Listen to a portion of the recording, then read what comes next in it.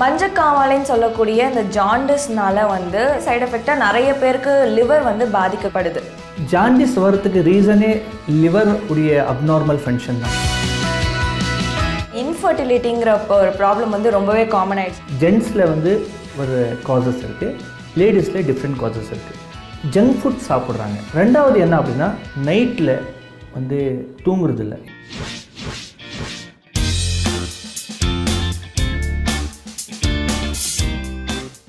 வணக்கம். நியூஸ் 7 தமிழின் பதில் சொல்லுங்கள் சார் நிகழ்ச்சிக்கு உங்களை வரவேற்பது நான் சோனியா.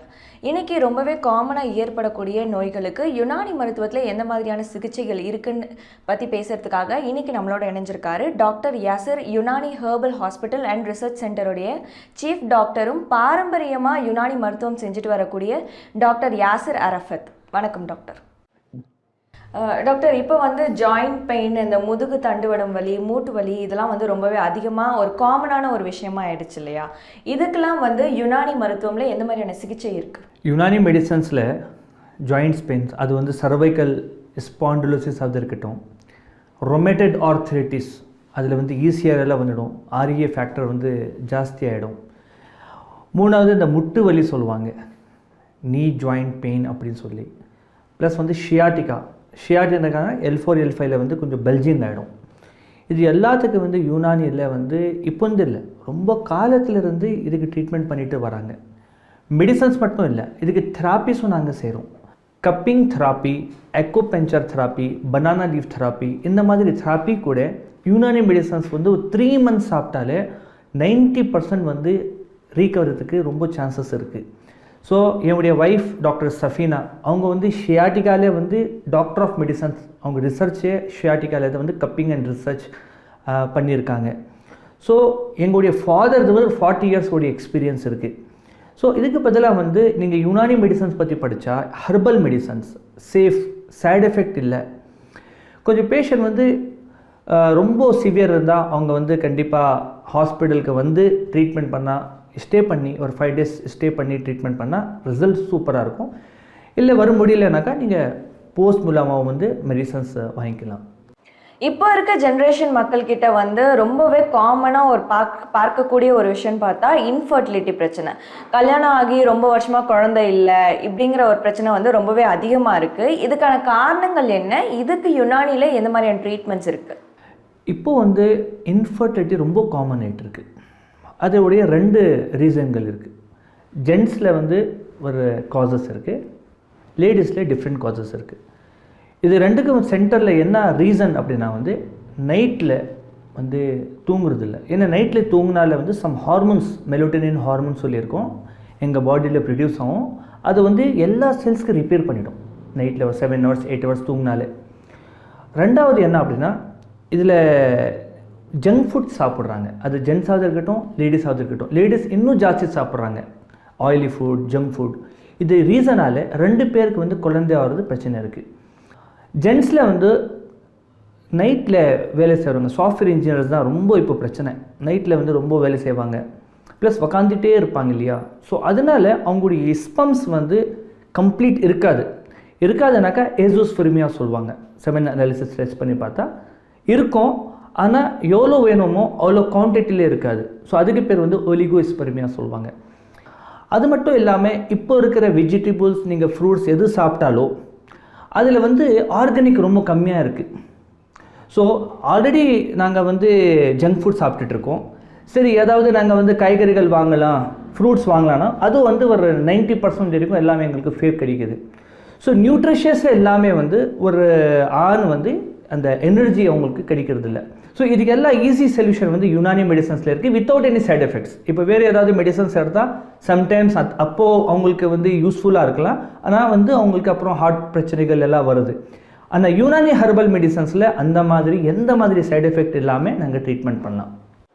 நார்மலாகவே வந்து மஞ்சள் காமாலைன்னு சொல்லக்கூடிய ஜாண்டிஸ் இந்த பிரச்சனை வந்ததுனாலே மோஸ்ட் ஆஃப் த பீப்புளுக்கு வந்து லிவர் அஃபெக்ட் ஆகுது இல்லையா? இந்த லிவர் அஃபெக்ட் ஆகிறதுக்கான காரணம் என்ன? இதை எப்படி தடுக்கலாம்? ஜாண்டிஸ் வரத்துக்கு ரீசனே லிவர் உடைய அப்நார்மல் ஃபங்க்ஷன் தான். லிவரில் வந்து நீங்கள் பார்த்தா யுனானி மெடிசன்ஸில் லிவருக்காக ரொம்ப கான்சன்ட்ரேஷன் பண்ணுவாங்க. ஏன்னா இது ஒரு ஃபேக்ட்ரி மாதிரி. இதில் தான் வந்து வாதம், பித்தம், கபம் எல்லாமே ப்ரொடியூஸ் ஆகிறது. ஹியூமர் சொல்லுவாங்க அதுக்கு. இதில் சம்டைம்ஸ் என்ன ஆகுனாக்கா மெட்டபாலிசம் ஆக்டிவிட்டி இஷ்யூஸ் வரும். ஜங்க் ஃபுட் ஜாஸ்தி சாப்பிட்டா, நான்வெஜ் ஆயிலி ஐட்டம் ஜாஸ்தி சாப்பிட்டா, ப்ளஸ் ஹோட்டலுடைய சாப்பாடு அப்பப்போ சாப்பிட்டுட்டு இருந்தால் ஃபேட்டி லிவர் ஃபார்ம் ஆகலாம். இது ஃபஸ்ட் ஸ்டேஜ்.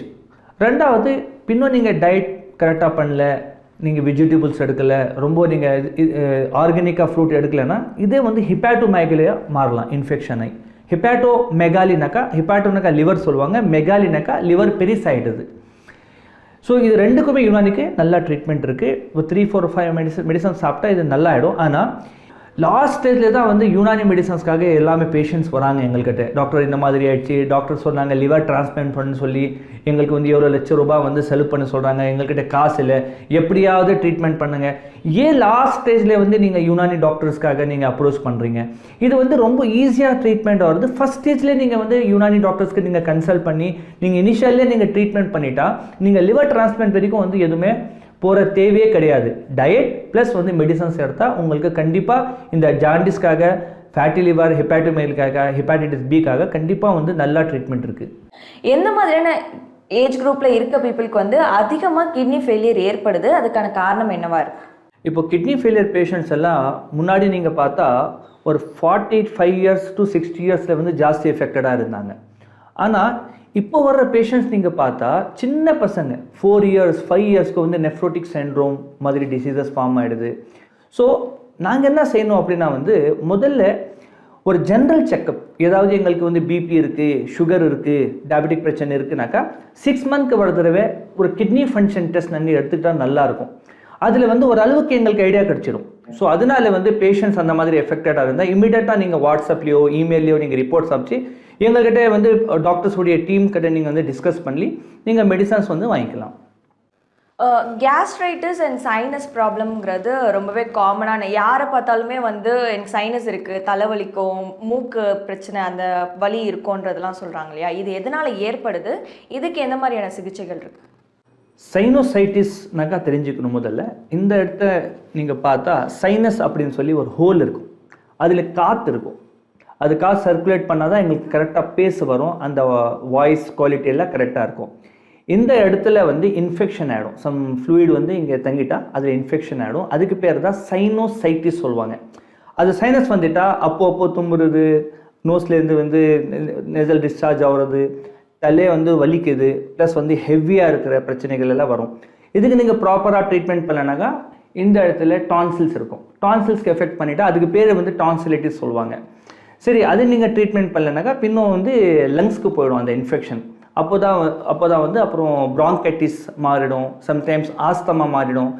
அதுக்கப்புறம் இன்னும் ட்ரீட்மெண்ட் பண்ணல ப்ராப்பரானாக்கா நீங்கள் வந்து க்ரானிக் ஆப்ஸ்ட்ரக்டிவ் பல்மனரி டிசீஸ். ஆனால் வியாதி சின்னது தான், அதுக்கு நாங்கள் என்ன பண்ணுறோம், இமீடியட் நல்லா வரதுக்காக ஒரு மெடிசன்ஸ் ஏதாவது சாப்பிட்டு சப்ரஸ் பண்ணிடுறோம். சப்ரஸ் பண்ணால் வந்து டிசீஸ் இன்னும் என்லார்ஜ் ஆகிடுது, பெருசாகிடுது. இது எல்லாம் வந்து யுனானி மெடிசன்ஸில் வந்து வண்டர்ஃபுல் ட்ரீட்மெண்ட் இருக்குது எங்கள்கிட்ட. நீங்கள் வந்து ப்ராப்பராக ட்ரீட்மெண்ட் எடுத்தால் இது யூஸ் பண்ணிக்கலாம். ரெண்டாவது, கேஸ்ட்ரைட்டிஸ் என்பது ஒரு வேறு விஷயம். கேஸ்ட்ரைட்டிஸ் வந்து இப்போது வாயிலிருந்து நீங்கள் பார்த்தா ரெக்டம் வலி வரைக்கும் ஒரு லேயர் இருக்கும், அதுக்கு பேர் வந்து மியூக்கஸ் மெம்பரேன்னு சொல்லுவாங்க. ஸோ வாயில் எப்படி அல்சர் வருதோ அந்த அல்சர் வந்து டிஃப்ரெண்ட் ஏரியாவே வரும். ஸோ வாயில் வந்து அதுக்கு பேர் வந்து மவுத் அல்சர் சொல்கிறோம். அதே வந்து இந்த இடத்துல ஈசோஃபேகஸ் சொல்லுவாங்க, அந்த ட்ராக்ல வந்துட்டா ஈசோஃபைஜைட்டிஸ் சொல்லுவாங்க. அதே வந்து ஸ்டமக்கில் வந்தால் கேஸ்ட்ரிட்டிக் சொல்லுவாங்க. அதே இன்டெஸ்டைனில் வந்துட்டா பெப்டிக் அல்சர் சொல்லுவாங்க. அதே வந்து மோஷன் இடத்துல வந்துட்டா இந்த ரெக்டைட்டிஸ் சொல்லுவாங்க. ப்ராப்ளம் ஒன் தான், லொக்கேஷனால் அந்த வியாதியுடைய பேர் வருது. இப்போது வயிற்றில் அந்த கொஞ்சம் பேர் வந்து ரொம்ப கேஸ்ன்னு சொல்லி விட்டுடுவோம். ஆக்சுவலி என்னன்னாக்கா கேஸ் ஃபார்ம் ஆகிறது வந்து எங்கள் பாடியில் அசிட்டிக் ஃபார்ம் ஆகுது.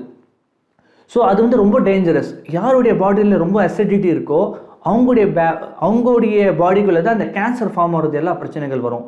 ஸோ நீங்கள் அந்த பாடிக்கு ஆல்கலைனாக மாறதுக்கு யுனானியில் மெடிசன்ஸ் இருக்குது. ப்ளஸ் வந்து கேஸ்ட்ரைட்டிஸ் எதுக்கு வருதுனாக்கா ஸ்ட்ரெஸ் தான் ரொம்ப மெயின் காரணம். நைட்டில் தூங்கலை, ரொம்ப ஸ்ட்ரெஸ் எடுக்கிறீங்கன்னா இமீடியட்டாக வந்து வயிற்று வந்து பிரச்சனைகள் வரும், கேஸ்ட்ரைட்டிஸ் ஃபார்ம் ஆகிடும்.